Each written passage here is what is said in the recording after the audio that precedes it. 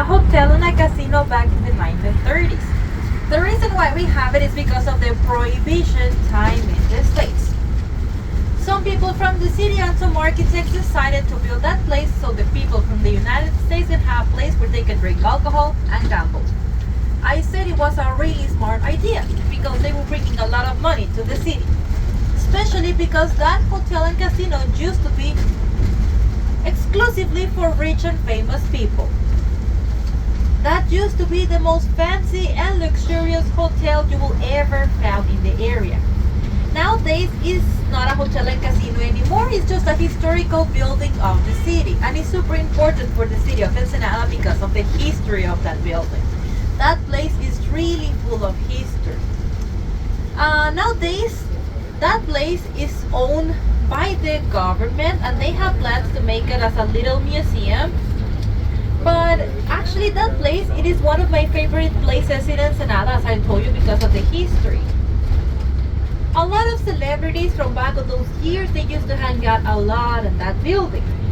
Some celebrities, you might remember some of them, like Lucio Ball from the show I Love Lucy, Charlie Chaplin, William Hearst, Johnny Weissmuller, Marilyn Monroe, some others. I don't know if any of you know or remember who was Jack Dempsey. Yes, the boxer. He was a heavyweight champion, and we have some history records of him as the first manager of the hotel.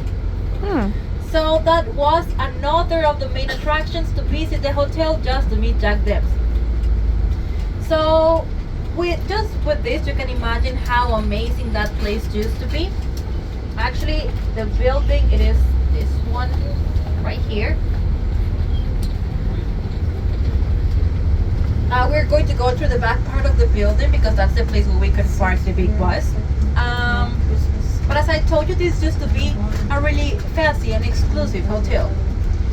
Actually, I fell in love with the history about the building, and when I was doing my own research about that place, I found like old publicity from the building, and on that old publicity they used to say like the Monte Carlo of Latin America. That's how amazing this place used to be.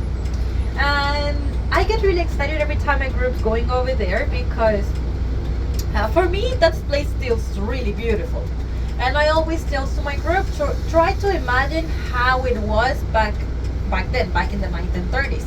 And actually this place was started to build in 1928, but they opened on 1930 on a Halloween night. So Halloween is their anniversary. They were actually that building was in construction for 2 years. After the prohibition time was over in the States, people started to say, why to go all the way to Ensenada if now we can do it in the States? So after that, this place was going down, down, down, down, and down until they broke. They had to close the building and it was abandoned. When it was abandoned, many people got inside and stole many things because, as I told you, it used to be really luxurious. So they used to have a lot of Persian carpets, chandeliers from France, and many artwork from all around the world. And people took almost everything. That's the reason why we only keep a few things as an original, but a lot of things on the building, like the murals, the tiles, and everything, the majority of them, they still original from the 30s. I'll let you know once we get there.